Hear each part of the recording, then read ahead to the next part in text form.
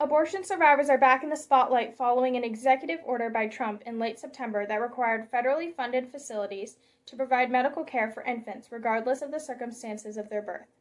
The executive order comes on the heels of multiple attempts to pass the Born Alive Abortion Survivors Protection Act, a bill that would have amended the federal criminal code to prevent the abandonment and neglect of abortion survivors and required that they be admitted to a hospital and provided with a reasonable level of care instead of being left in the care of the abortionist.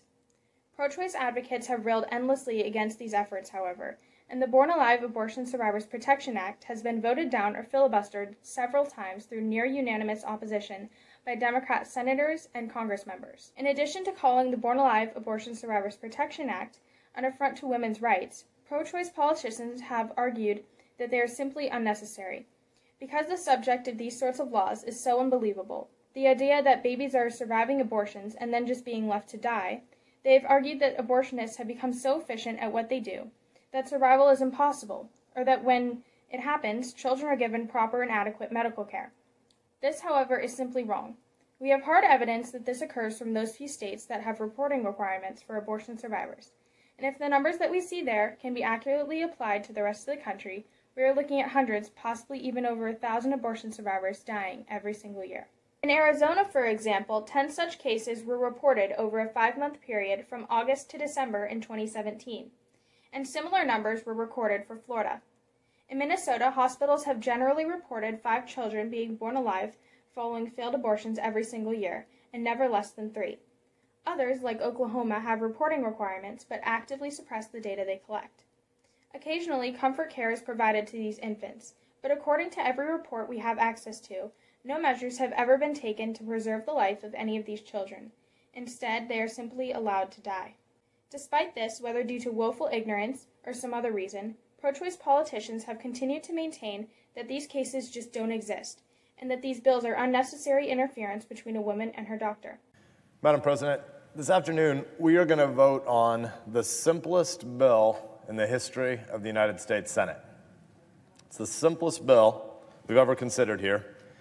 It says that if a newborn baby survives an abortion, she deserves medical care. That's the bill. That's it. Sadly, a lot of senators are going to come to the floor and they're going to read, or they're planning to read, I hope they reconsider, but they're planning to read talking points that were written for them by Planned Parenthood, and they're going to talk about a whole bunch of stuff that doesn't have anything to do with the bill that we actually have before us. Look, we've seen this kind of political stunt before. We know the partisan extremist playbook it comes out of, one based not in fact, but in fiction, steeped in ignorance and misogyny. The goal here is obvious: to bully doctors out of giving reproductive care, to scare them out of business, one potential lawsuit or jail sentence at a time, making it even harder for women to get the care they need when they need it most, as the numbers of physicians available shrinks. This is just the latest step in the far right's long march to strip away women's rights, a march whose pace has now quickened under our current president. And this is unnecessary interference between a woman and her doctor. This legislation seeks to criminalize something that simply does not exist. People survive abortions in the United States quite possibly every day, but they are regularly denied medical care and are not properly protected even after birth.